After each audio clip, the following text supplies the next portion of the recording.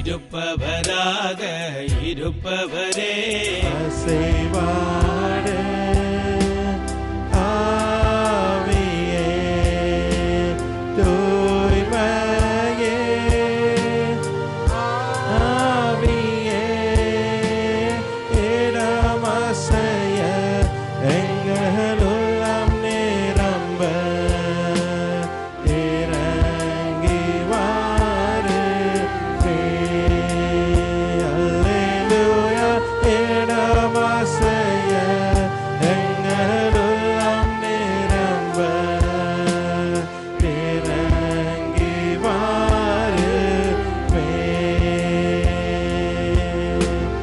தேற்றிடுமே உள்ளங்களை இயேசுவின் நாமத்தினால். தேற்றிடுமே உள்ளங்களை இயேசுவின் நாமத்தினால். ஆற்றிடுமே காயங்களை அபிஷேக தைலத்தினால். நம்மை ஆற்றிடுமே நம் காயங்களை அபிஷேக தைலத்தினால். அசைவாடு ஆவியே தூய்மையே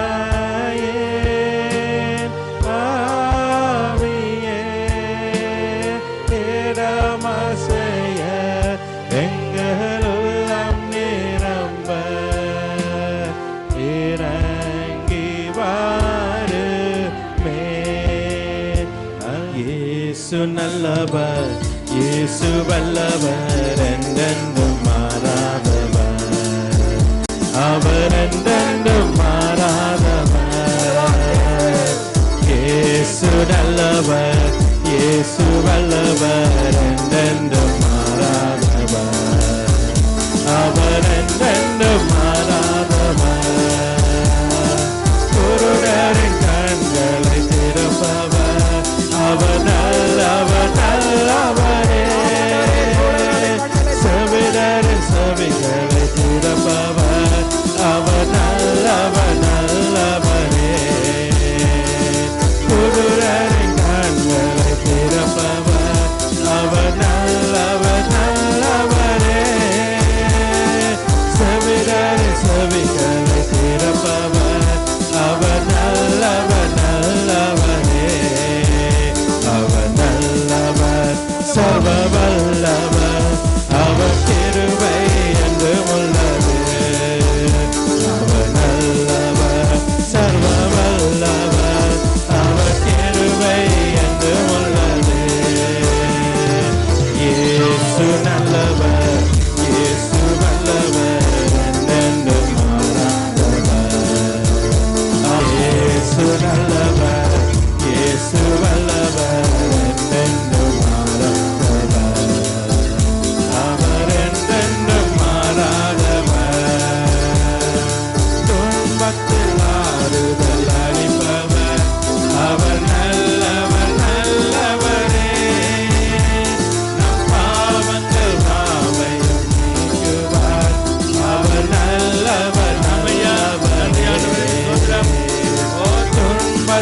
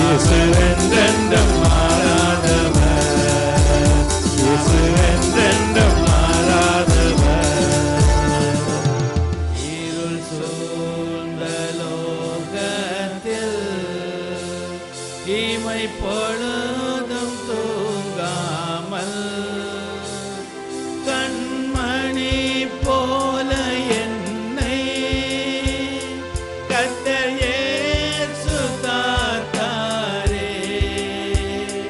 கண்மணி போல என்னை கர்த்தர் இயேசு காத்தாரே.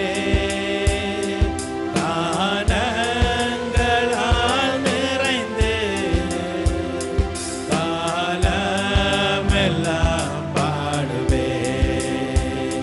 கானங்களால் நிறைந்து காலமெல்லாம் பாடுவேன். நானெஞ்சே என் இயேசு என்னோடிருப்பதால்.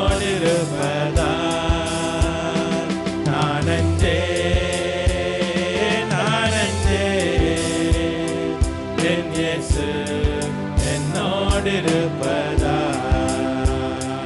மரண பள்ளத்தாக்கில் நான் நடந்த வேளைகளில் மரண பள்ளத்தாக்கில் நான் நடந்த வேளைகளில் கர்த்தரே என்னோடிருந்து தேற்றினாரே தம்போலினார். கர்த்தரே என்னோடிருந்து தேற்றினாரே தம்போலினார். பாத்திரம் நிரம்பி வழிய ஆவியால் அபிஷேகித்தார். பாத்திரம் நிரம்பி வழிய ஆவியால் அபிஷேகித்தார். நானெஞ்சே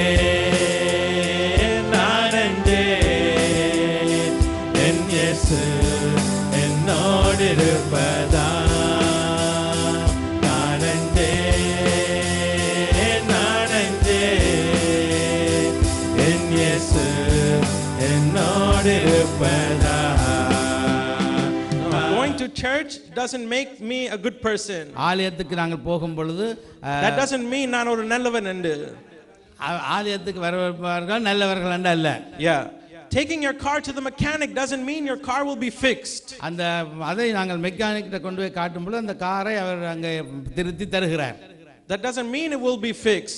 Sometimes it will, sometimes it won't. அது காட்டுக்கு சில நேரம் அதை திருத்தலாம், சில நேரம் அதை திருத்த முடியாது. When you go to the hospital, that doesn't mean your sickness will be healed. ஆஸ்பத்திரிக்கு போனால் அந்த வருத்தம் மாறுமண்டல்ல, மாறலாம், மாறாமல் விடலாம். But there are places that we go to see different results. அங்க ஒவ்வொரு இடங்களுக்கும் போகும்போது அங்க வித்தியாசமான அங்க மறுமொழி கிடைக்கிறது, விடை கிடைக்கிறது. Therefore my point in saying this is, if I want certain things to happen in my life, எங்களுடைய வாழ்க்கையிலே ஒரு சில குறிக்கப்பட்ட காரியங்கள் நடக்கிறது. then there are certain places I need to be. அங்கே சில இடங்கள் அதுக்குரிய இடங்களுக்கு அங்க போகிறோம். There are some things that I need to do. அங்கே சில காரியங்களை நாங்கள் செய்கிறோம். And there's places that I need to go. அந்த இடங்களுக்கு நாங்கள் போக வேணும். So keeping that in our minds, I want to share the word of God. இதை நாங்கள் எங்களுடைய மனதில் வைத்துக்கொண்டு வேத வாசனத்துக்கு கடந்து செல்லுவோம். If there are certain things that need to happen in my life, எங்களுடைய வாழ்க்கையிலே ஒரு முக்கியமான காரியங்கள் நடக்க வேண்டுமானால், if there's something that needs to happen in your life, எங்களுடைய வாழ்க்கையிலே நாங்களும் ஒரு சில காரியங்களை செய்ய வேண்டும். there's some places that we need to be and we need to go. அங்கே சில இடங்களுக்கு நாங்கள் அங்கே போக வேண்டி இருந்தால், and there's some things that you and I need to do. அங்கே சில இடங்களிலே நானும் நீங்களும் சில காரியங்களை செய்ய வேண்டும். Let's open our Bibles to Mark chapter 8. அங்கே வேதத்தை திறந்து பார்ப்போம். மார்க் 8வது அதிகாரம். And we're going to read verses 22 to 26. அங்கே 22ல இருந்து 26. 26 வரை வாசிப்போம். எடுத்தவர்கள் வாசிங்க.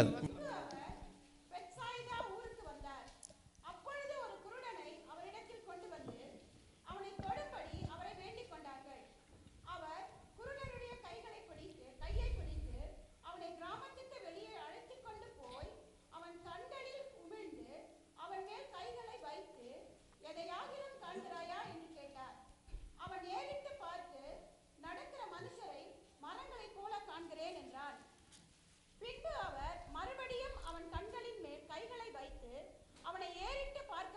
செய்தார்.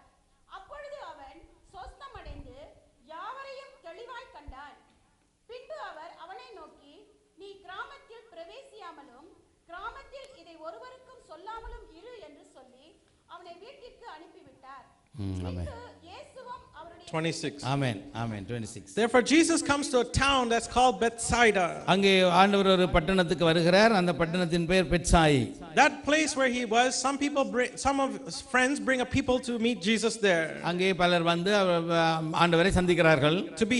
They bring him to Jesus to be healed of his blindness. அங்கே ஒரு கண் தெரியாதவர்களை அழைத்து கொண்டு வருகிறார்கள் ஆண்டவரிடத்திலே. Now this is regular because in Jesus ministry he was there healing people in many places. இது நடக்கிற காரியம் தான். அங்கே போற இடம் எல்லாம் வியாதிகளை சுகப்படுத்திக் கொண்டே வருவார். We see how he healed the lepers, the cripples, the people who were demon possessed. He even raised people from the dead. அங்கே பிசாசு பிடித்தவர்கள், அங்கே நொண்டிகள், குருடுகள், சப்பானிகள், குஷ்டரோகிகள் எல்லாம் இப்படி அவர் சுகப்படுத்திக் கொண்டு வருகிறார். He also healed people who were blind, so this is not new for him. அவர் அந்த குருடர்களை கண்ணை திறந்திருக்கிறார். இது அவருக்கு ஒரு புதிது அல்ல.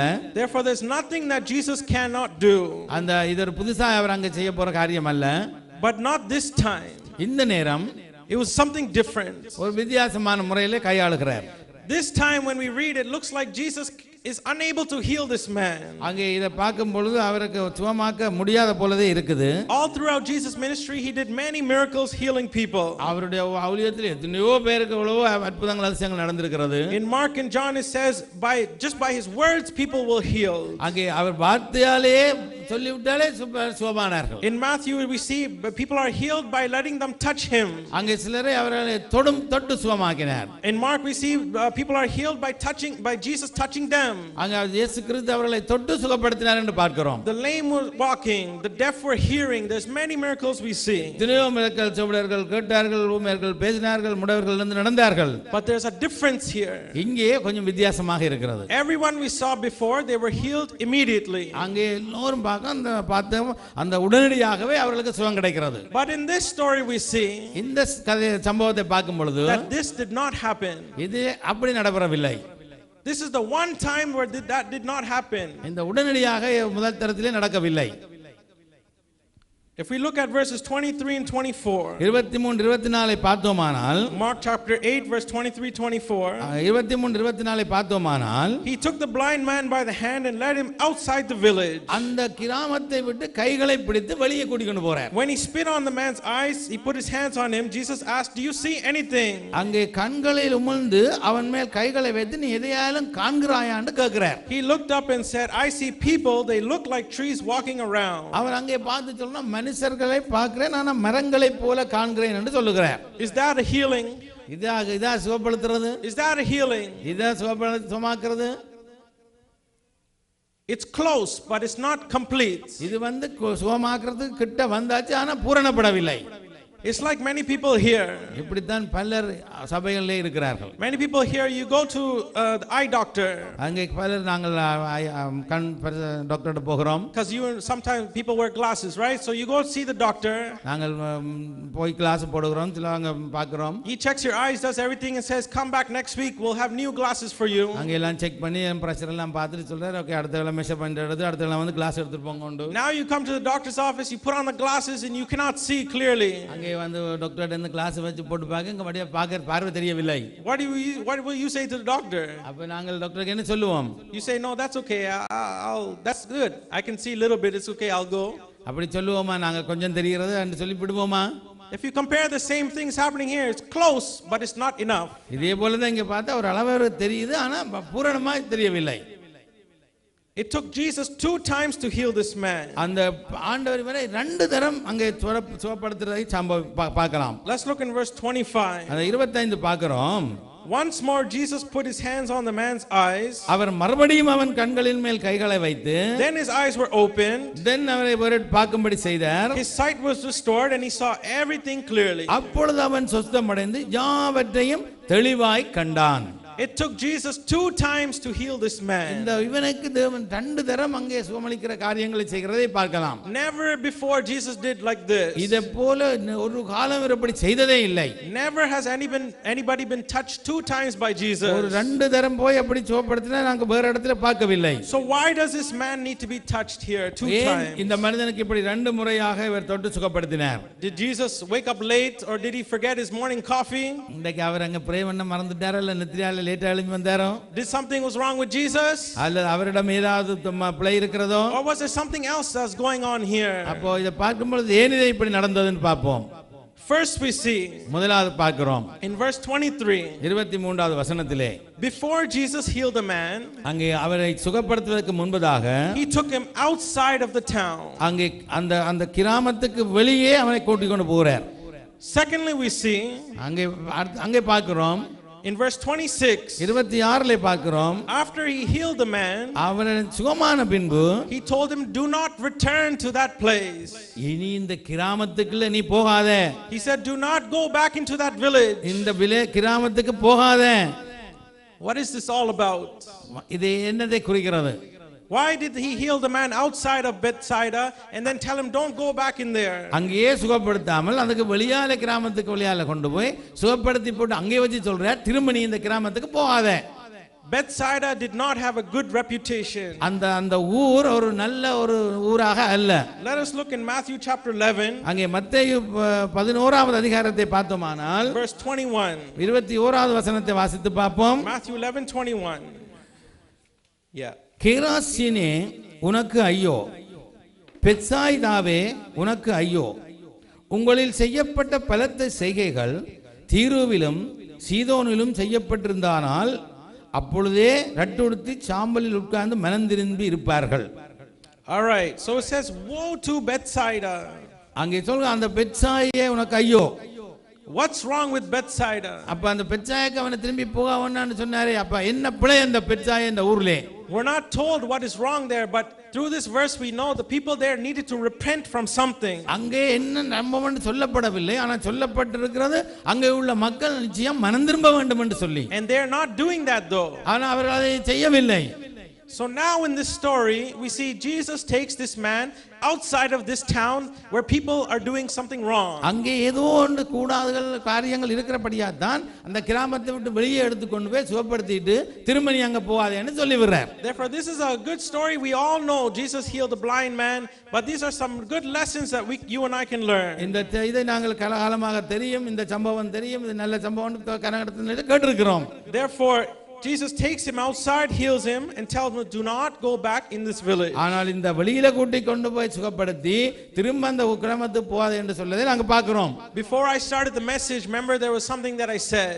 இந்த செய்தி ஆயத்தப்படுறதுக்கு முன்பதாக சம்பவத்தை நான் உங்களுக்கு சொன்னேன். If you want certain things to happen in your life, என்னுடைய முக்கியமான ஒரு காரியங்கள் உங்களுடைய குடும்பத்தில் உங்களுடைய வாழ்க்கையில் உங்களுக்கு நடக்கணுமானால் there's some certain places you need to be, ஒரு குறிக்கப்பட்ட அந்த இடம் உங்களுக்கு தேவை. and some places that you need to go, அந்த குறிக்கப்பட்ட இடத்துக்கு நீங்க போக வேண்டும். at the same time, அதே நேரம் if you want certain things to happen in your life, நீங்களும் முக்கியமான செய்ய வேண்டிய காரியங்கள் உங்களுடைய வாழ்க்கையிலே செய்ய வேண்டும். there's also some places you should not be. கண்டிப்பா சில இடங்களிலே நீங்கள் தவிர்க்க வேண்டும். There's some places that you should not go. சில இடங்களிலே நீங்க போக கூடாது. There's some places you need to stay out of. சில இடத்தை விட்டு நீங்க விலகி இருக்க வேண்டும். Amen. Amen. If this man needed to be healed, he had to come outside of Bethsaida. இந்த மனிதன் சுகமாக வேண்டுமானால் முதல்ல இந்த பெத்சாயை விட்டு வெளியே கொண்டு வர வேண்டியிருந்தது அவருக்கு. If he needed to stay healed, he must stay outside, not go back. அது அங்க அவர் இருக்கணும்னா திரும்ப அங்க வெளியில தான் இருக்கணும், திரும்ப அந்த இடத்துக்கு போக கூடாதுன்னு சொல்லி விடுகிறார். Bethsaida was not a good place to be healed because Jesus know the people there do not have any faith. அங்க அந்த பெத்சாயிதா ஒரு நல்ல இடம் இல்லை, அந்த சுகமானவர்கள் அங்க இருக்கக்கூடிய ஒரு இடம் அல்ல அந்த ஊர். Because the people had no faith there. அவங்களுக்கு அங்க விசுவாசம் இல்லை, நம்பிக்கை இல்லை. Therefore Jesus knew he had to take him out. அதனாலே தான் அந்த இடத்தை விட்டு அவரை முதல் வெளியே கொண்டு வந்தார்.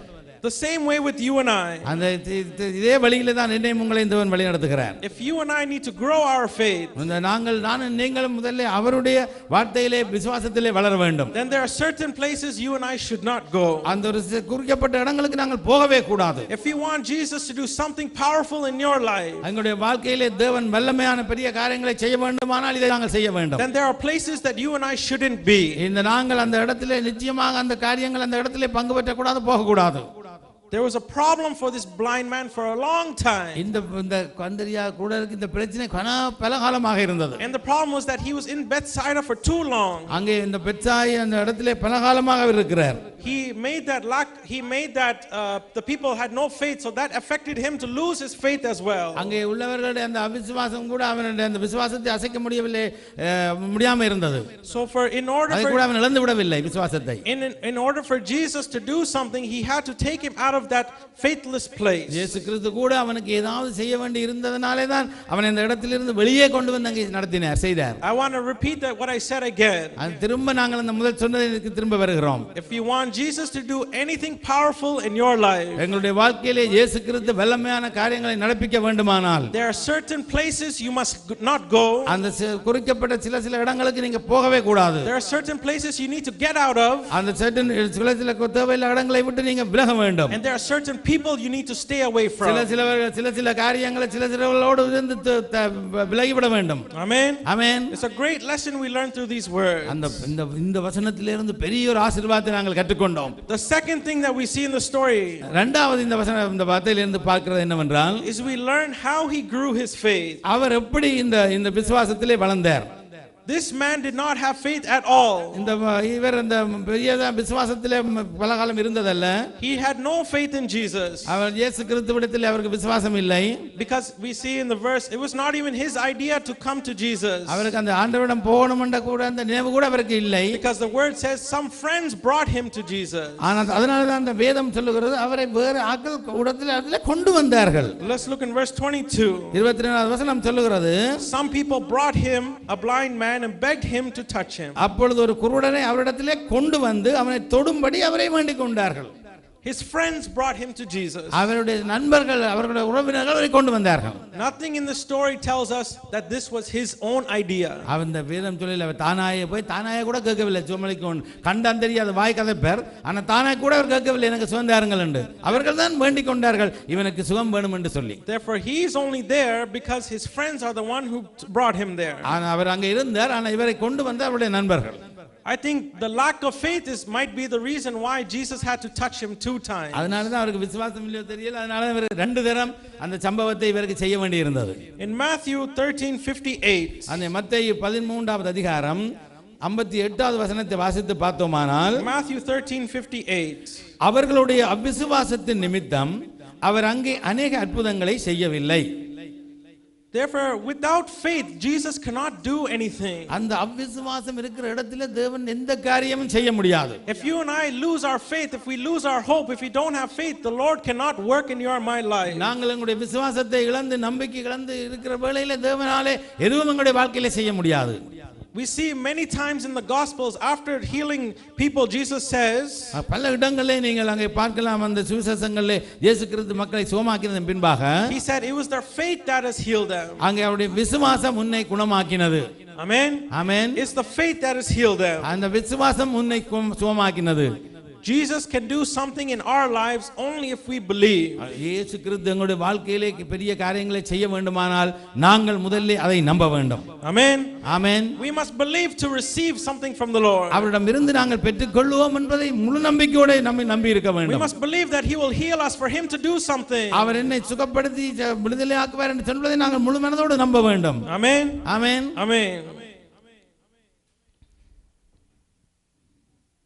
In Hebrews 11 verse 6, அங்கே எபிரேயர் 11:6வது வசனத்தை வாசித்து பார்ப்போம். It says without faith it is impossible to please God. அங்கே விசுவாசம் இல்லாமல் தேவனுக்கு பிரியமா இருப்பது கூடாத காரியம். Amen. Amen.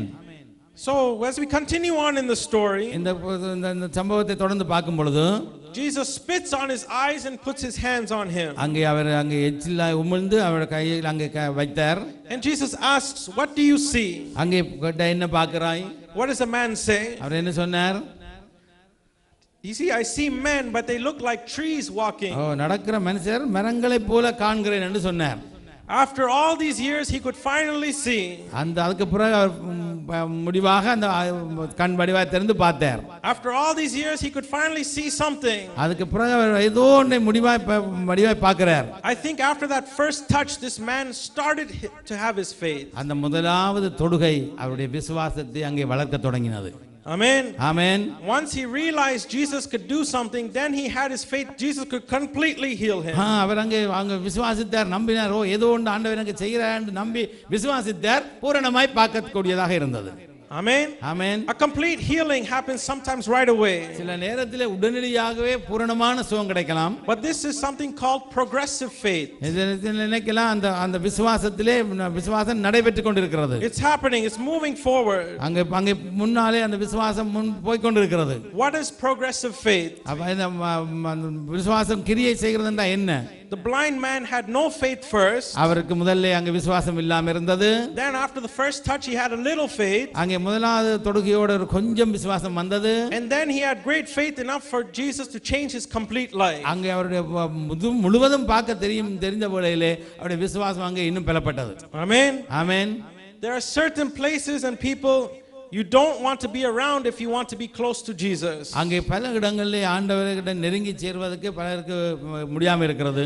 But there's one place that is for sure you need to be to grow your faith. அங்கே ஆனால் நாங்கள் விசுவாசத்தோடு நாங்கள் தான் ஆண்டவரிடம் போக வேண்டும். There's one place that you must be in for you to grow your faith. ஒரே ஒரு இடம் தான் நாங்கள் விசுவாசத்திலே வளர்ற இடம் அவரிலே தான். And that is in the church, in the house of God. அவருடைய தேவனுடைய ஆலயத்திலே தான் இருந்து நாங்கள் வளர வேண்டும். Amen. Amen.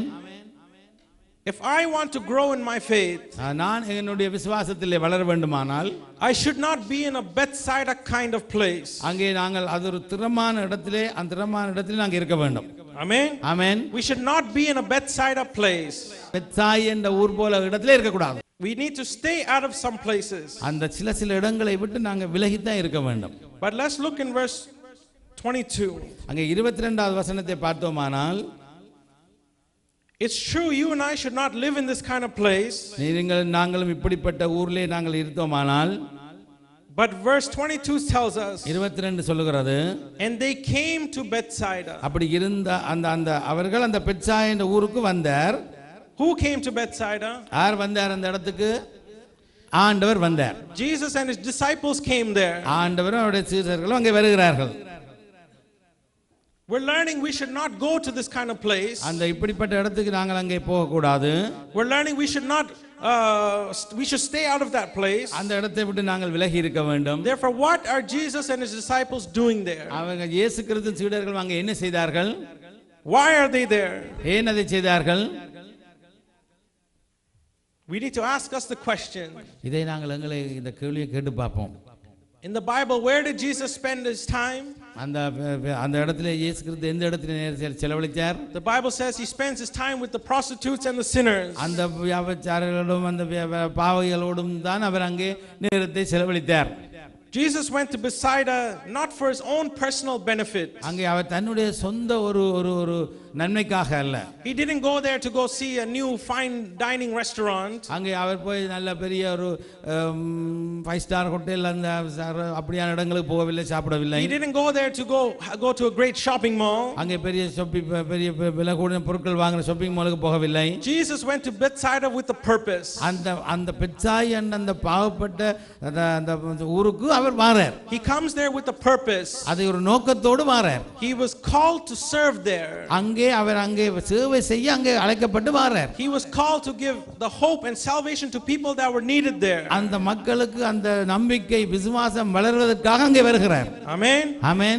Therefore when you and I go to family gatherings, அங்கே நானும் நீங்களும் அங்கே குடும்ப ஒன்று கூடல் நேரங்களிலே, or when you and I go to work, அங்கே அல்லது வேலை இடத்திலே, we need to rethink the question, why do we go there? அங்கே நாங்கள் அங்கே கேட்போம், ஏன் நாங்கள் அங்கே போகிறோம்? Sometimes you think you go to a family gathering to eat some food, share some laughs or different things. அங்கே நாங்கள் அங்கே ஐக்கியங்களுக்கு போகும்பொழுது குடும்பங்களாக சேர்ந்து கொஞ்சம் சாப்பிடுகிறோம், கதைத்து சிரித்து மகிழுகிறோம். But like Jesus, you have to go with a purpose. ஆனால் இயேசு கிறிஸ்துவிடம் ஒரு நோக்கத்தோடு நாங்கள் போக வேண்டும். Therefore we should go with a purpose there as well. ஒரு நோக்கத்தோடு நாங்கள் அவரோடு படம் போக வேண்டும். Amen. Amen. We should show them how a Christian behaves. அங்கே நாங்கள் எங்களுடைய அந்த கிறிஸ்தவ பழக்க வழக்கம் how that is. அது எப்படி இருக்குங்கற கிறிஸ்தவ பழக்க வழக்கம். Take that time in that gathering to share your faith. அங்கே நாங்கள் அங்கே போகும் வேளையில் எங்களுடைய விசுவாசத்தை அவர்களோடு பகிர்ந்து கொள்ள வேண்டும். Also in the workplace. அங்கே வேலை இடத்துல இருந்தா என்ன? It might be like a Bethsaida. அந்த பெத்சாயியான மாதிரி ஊரானா இருந்தா என்ன? It could be a place where there's much hardship and problems. அங்கே பெரிய கடினமான பிரச்சனைகள் இருக்கிற இடமாக இருந்தால் என்ன? But Jesus still went there with a purpose. அவர் அந்த இடத்துக்கு ஒரு நோக்கத்தோடு தான் அங்க போகிறார். The same way you and I have a purpose of going there. அதே போல தான் நானும் நீங்களும் ஒரு நோக்கத்தோடு அந்த இடங்களுக்கு செல்ல வேண்டும். Not just for going and getting a paycheck every 2 weeks. அந்த 2 கிழமைக்கு ஒருக்கா பேச்சை எடுக்க வேண்டிய நோக்கத்தோட அல்ல. You're there because you are a Christian. ஏனென்றால் நானும் நீங்களும் கிறிஸ்தவர்கள். Amen.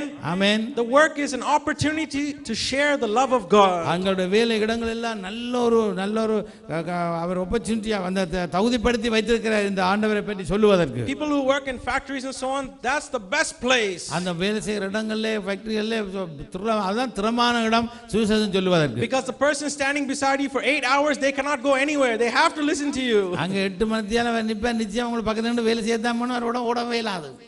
Amen. Amen. If you're outside, people will say, "Oh, I have to pick up my daughter. I have to go shopping. I have to do this." Then they will leave. வெளியில நீங்க யாரும் சொல்ல போனா அவர் எனக்கு அந்த அலுவல் இருக்கு இந்த அலுவல் இருக்கு பள்ளிக்கு பிள்ளையை பிக் அப் பண்ணனும்னா அவர் அதுக்கு சொல்லிட்டு ஓடிடுவார் சாட்டு சொல்லிட்டு. The workplace is the best place to share the love of God. வேலை இடம் தான் சரியான இடம் சுவிசேஷம் சொல்வதற்கு. Amen.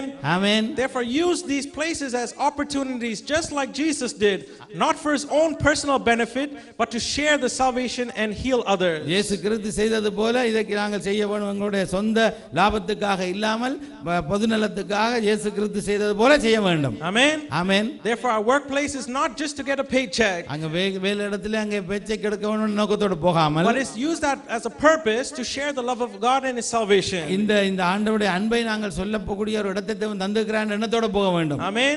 Amen. We'll finish with this best example in the Bible. இந்த திறமான ஒரு உதாரணத்தோடு முடித்துக் கொள்ள போகிறோம். Philippians chapter 1. பிலிப்பியர் முதலாவது அதிகாரம் verses 12 to 13. 12-13 ஒரு முறை வாசிப்போம். We're going to learn a situation about Paul, how he used that in a good way. அங்கே பாருங்கள் அந்த என்ன நல்ல வழியிலே அதை அங்கே சொல்லுகிறார் பாருங்கள். Philippians chapter 1 verses 12 to 13.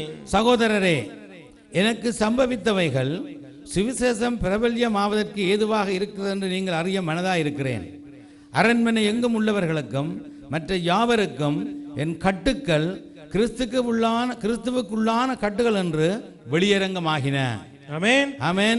Paul was arrested and taken to Rome. அங்கே கைது செய்யப்பட்டு ரோமாபுரிக்கு அழைத்து செல்லப்படுகிறார். Paul is chained to 2 guards. அங்கே he is chained. விலங்கிடப்பட்டு கட்டப்பட்டு கொண்டு போகிறார். And in that time Paul is writing to the church in Philippi. அங்கே அவர் ஆலய காரியங்கள் அங்கே பிலிப்பில பார்க்கக்கூடியதா இருக்கிறது. And this is what he writes to them. இதனால தான் இதிலே அவர் எழுதி இருக்கிறார். That this happened for me, this happened to me so that I can serve to advance the gospel. இந்த சம்பவங்கள் எல்லாமே ஆண்டவருடைய சுவிசேஷத்தை பரப்புவதற்கு ஏதுவாயிற்று என்று சொல்லுகிறார். Amen. Amen. Paul didn't see himself chained to 2 guards. அங்கே காட்டுகள் சங்கிலியால் போட்டு இணைந்து கட்டி கொண்டு போனதை அவர் கவனிக்கவில்லை. But Paul took that as an opportunity to see 2 guards that were chained to him. அவர் காண்கிறதெல்லாம் தன்னை இப்படி கட்டி கொண்டு போனதால தேவனுடைய நாமம் பிரபல்யப்படுவதற்கும் பரம்புவதற்கும் ஏதுவாக இருக்கின்றதை தான் அவர் காண்கிறார். Amen. Amen. It's very important how you and I look at situations. எங்களுடைய நானும் நீங்களும் இந்த சூழ்நிலைகள் எங்களுக்கு மிக முக்கியமான சம்பவங்கள். It's important to see what kind of situation you are in. நானும் நீங்களும் என்ன சூழ்நிலையில இருந்தா என்ன, we must take that to a positive way. அதை நாங்கள் அங்கே உற்சாகமாக நல்ல முறையிலே அதை சிந்திக்க எடுத்துக்கொள்ள வேண்டும். Paul was chained to 2 people. அவர் 2 பேரை அங்கே மாற்றத்தை பார்க்கிறோம். Paul was chained. He was chained to two people. பேரோட சேர்ந்து இணைக்கப்பட்டு கொண்டு போகிறார்கள், ரெண்டு பேரோடு. Paul didn't think, "Ayyo, now everything is over." எல்லாமே கட்டி கொண்டு போறாங்க, எல்லாமே முடிந்தேன்னு அவர் சொல்லவில்லை. But Paul thought, அவர் நினைக்கிறார் in a different way. வேற விதமாய் நினைக்கிறார் அதை. Not that I'm chained to two people. நான் ரெண்டு பேரோட கணைத்து கட்டப்பட்டு போறேன் என்று நினைக்கவில்லை. But he knew that two people are chained with me. அந்த ரெண்டு பேரையும் அந்த ரெண்டு அந்த செயின் என்னை கட்டி இருக்கிறது. They are stuck to me. என்னை அங்கே கட்டப்பட்டு வைத்திருக்கிறது. I'm not stuck with them. I'm not going to perish with them. நான் அவர்களுக்கு கட்டப்படவில்லை, அவர்கள் எனக்கு கட்டப்பட்டிருக்கிறார்கள். Because of that, I'm going to use that as a good tool to share the gospel of God. இதுவே எனக்கு ஒரு நல்ல கருவியானது அங்கே சுவிசேஷத்தை பரப்புவதற்கு. Amen. Amen. Bethsaida is not a place where we can increase our faith. அங்க பெத்சானியா எங்களுடைய விசுவாசத்தை வளர்க்கிறதுக்குரிய இடம் அல்ல.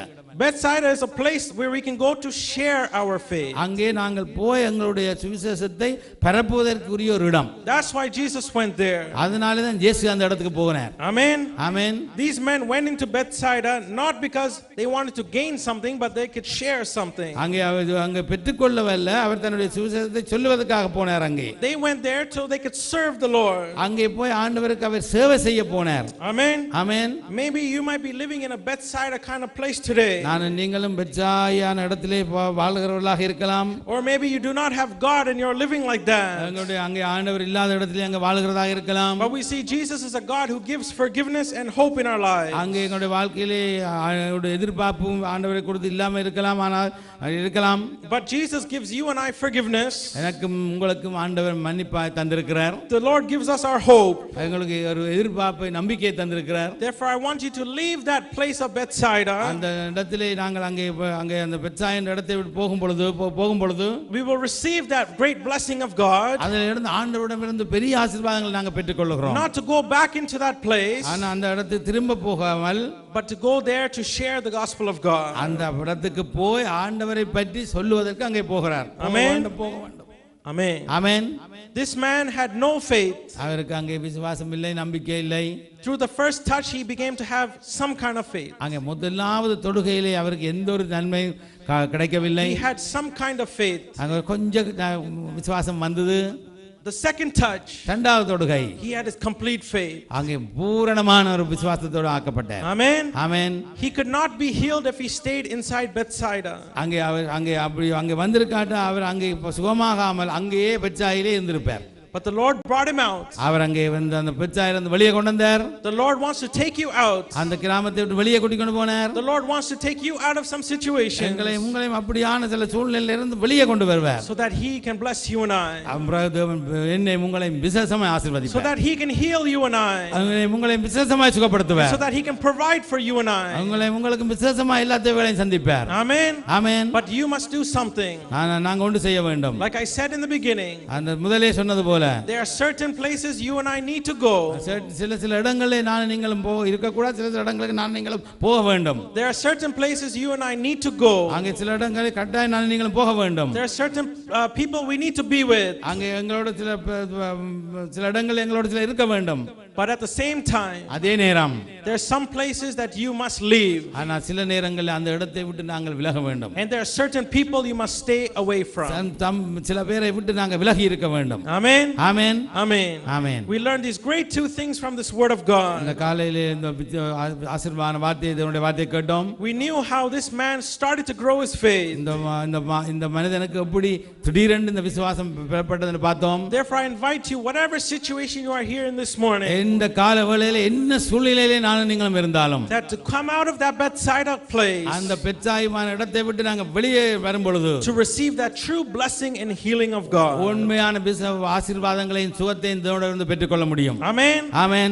As long as you stay in there, you cannot receive a blessing. அந்த நாள்ல அங்கே அப்படியே இருக்கும் வரை அந்த ஆசீர்வாதங்களை பெறவே முடியாது. There are some things you need to do for God to do something. நாங்களும் சில காரியங்களை நாங்கள் செய்யும் பொழுது தான் அந்த ஆசீர்வாதங்களை பெற்றுக்கொள்ள முடியும். And this story is a great example of that. இந்த சம்பவம் உங்களுக்கு பெரிய ஒரு உதாரணமாக இருக்கிறது. Therefore I believe this story has given you great faith here this morning. இந்த கால வேளையிலே இந்த சம்பவங்கள் என்னுடைய வாழ்க்கையிலும் உங்களுடைய வாழ்க்கையிலும் ஒரு புதிய விசுவாசத்தை பலத்தை And தந்திருவதாக. I believe these words will bless you and I. நான் நம்புகிற இந்த வார்த்தை உங்களை நிச்சயமாக ஆசீர்வதிக்கப்பட்டிருக்கும். Amen. May the Lord bless you. கர்த்தர் தாமே உங்களை ஆசீர்வதிப்பாராக. Amen. ஆமென். அலங்கத்துக்குள்ளே சுகமும் சமாதானம் தங்க ஆசீர்வதிக்க வேண்டுகிறோம். அப்பத்தையும் தண்ணீரையும் ஆசீர்வதிப்பேன், வியாதியை விட்டு விட்டு விலக்குவேன், ஒவ்வொரு சாப்பாடுகளையும் ஆசீர்வதித்து கொடுங்க சுவாமி.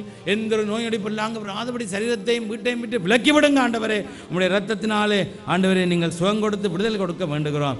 இஸ்ரவேலின் தேவனாகிய சேனைகளின் கர்த்தருடைய செட்டைகளின் கீழ் அடைக்கலமாய் வந்த உங்களுக்கு அவராலே நிறைவான பலனுண்டு என்ற வார்த்தையினால் உன் பிள்ளைகளை ஆசீர்வதித்தருள வேணும் என்று எங்களுக்காய் மரித்து உயிர்த்தெழுந்த அதிகாரமுள்ள கிறிஸ்து இயேசுவின் நாமத்தில் மன்றாடி நிற்கிறோம். பரிசுத்தமுள்ள எங்கள் பரலோக தகப்பனே. ஆமென். என் ஆத்துமாவே கர்த்தரை ஸ்தோத்திரி, என் முழு உள்ளமே பரிசுத்த நாமத்தை ஸ்தோத்திரி. என் ஆத்துமாவே கர்த்தரையே ஸ்தோத்திரி, அவர் செய்த சகல உபகாரங்களை மறவாய். ஆமென்.